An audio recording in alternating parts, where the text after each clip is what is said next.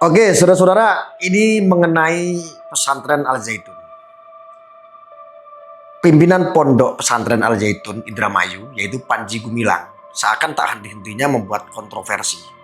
Ia bahkan sampai didemo oleh ribuan warga di sekitar Indramayu lantaran ajaran yang dibawakan olehnya diduga sesat dan melenceng dari sunnah Islam. Sebagaimana tidak sempat heboh ya pelaksanaan sholat Idul Fitri kemarin yang menyatukan laki-laki dan perempuan, memperbolehkan santrinya berzina hingga meragukan Al-Quran. Terkini Panji Gumilang mengaku bahwa dirinya adalah seorang komunis. Panji Gumilang menyebut ekonomi Cina adalah kekuatan dunia yang dapat menyalip kapitalis Amerika Serikat dan Eropa. Panji Gumilang juga mengatakan masjid tempat orang-orang putus asa. Naudzubillah.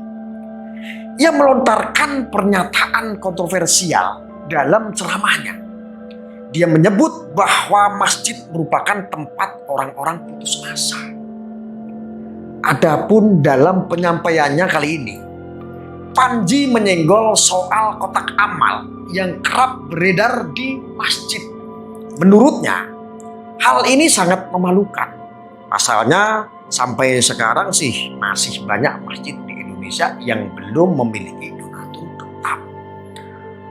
Oleh karenanya, menyangkut hal di atas, pria yang usianya 76 tahun itu menyatakan masjid yang berada di Indonesia merupakan masjid yang dipenuhi orang-orang putus asa.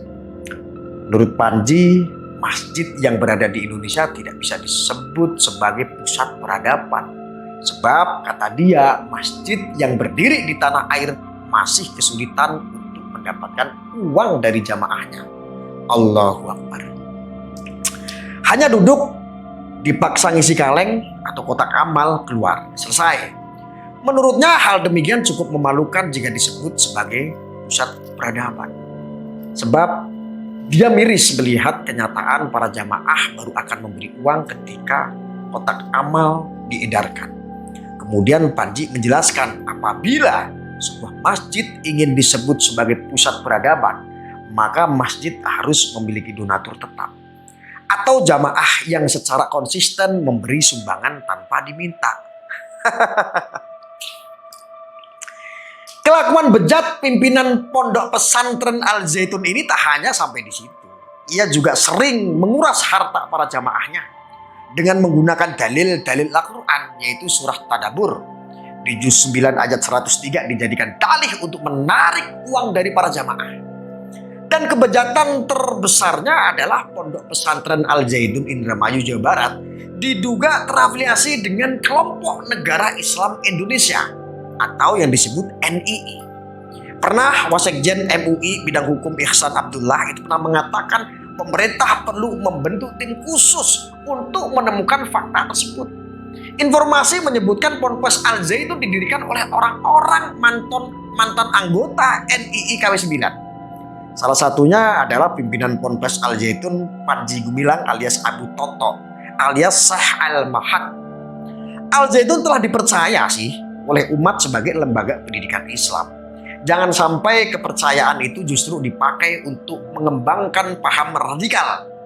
Jangan sampai terpapar dengan paham yang bertentangan dengan Pancasila. Kalau kita lihat sudah terindikasi kuat dengan NII dengan cara rekrutmen dan mengelola uang anggota. Maka dari itu saudara, mari kita bersama-sama berjuang untuk membubarkan pesantren sesat ini agar tidak membuat kegaduhan di negara kesatuan Republik Indonesia ini.